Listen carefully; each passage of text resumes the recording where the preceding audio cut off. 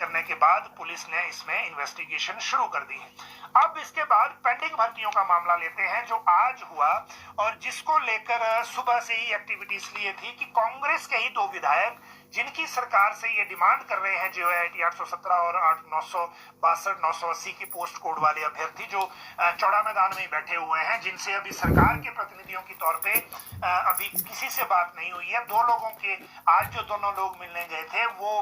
जरूर आज मिलने गए जो कांग्रेस के एमएलए हैं, लेकिन ये पहले खुला पत्र भी लिख चुके हैं, मीडिया में भी बयान दे चुके हैं, तो इनकी सुनवाई कुछ नहीं हुई। लेकिन फिर भी ये मिलने गए, इन्होंने वहां पे बात की। नई बात यह है कि जो स्टूडेंट है उन्होंने पहले तो कह रहे थे कि ओवरेज हो गए बहुत से, लेकिन इस बार ये भी कहा कि शादियां टूट गई, लेकिन क्योंकि नौकरी नहीं मिली और शादियां टूट गई और इधर सरकार रिजल्ट नहीं दे रही, जबकि सुप्रीम कोर्ट भी ये कहता है कि कंडीशनल दी जा सकती है। या तो विजिलेंस ब्यूरो वाले क्लियर कर दें कि उन्होंने आगे क्या करना है, चार्जशीट क्यों नहीं दी जा रही, और सरकार फिर उसमें कंडीशनल अपॉइंटमेंट भी दे सकती है। इस तरह की बात जब बाहर हुई तो उसके बाद राजेंद्र राणा ने अंदर विधानसभा में बजट चर्चा के दौरान ये मामला विधानसभा के अंदर उठाया और उन्होंने अंदर ये कहा कि सरकार को इस मामले में, क्योंकि हिमाचल के ये बच्चे हैं और ये वो बच्चे हैं जिन्होंने कांग्रेस की सरकार बनाने में कांग्रेस पार्टी का साथ दिया था, और ये भी कहा कि पहले इससे पहले पीटीए को लेकर भी कंडीशनल कई चीजें हुई हैं, तो क्यों इनको क्यों ना किया जाए।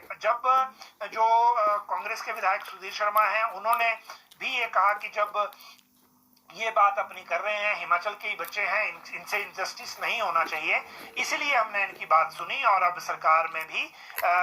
ये बात रखेंगे कि ये इनकी जो इनके साथ जो अन्याय है वो उस तरह का ना हो। तो ऑफिशियली अब ये हो गया, इसका इम्पैक्ट आपके लिए आगे क्या है वो अब ऐसा हो गया कि क्योंकि विधानसभा में बजट चर्चा के दौरान ये बात उठ गई, रिकॉर्ड पे आ गई, अधिकारी वहां रिकॉर्ड करते हैं, और जब मुख्यमंत्री बजट चर्चा का जवाब देंगे तो वो इस बिंदु को भी एड्रेस करेंगे या नहीं ये उनके ऊपर है। लेकिन बजट चर्चा में जो मसले उठते हैं जनरली उन सबका जवाब आता है, तो ये हम अब ये अपेक्षित है कि सीएम इन मामले में भी अंदर जवाब दें। वैसे सरकार ने कैबिनेट सब कमेटी बना रखी है मुकेश अग्निहोत्री की अध्यक्षता में,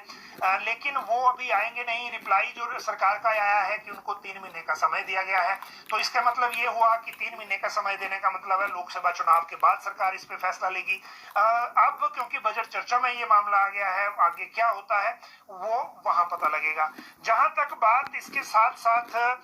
अभी है जो एक इंपॉर्टेंट सूचना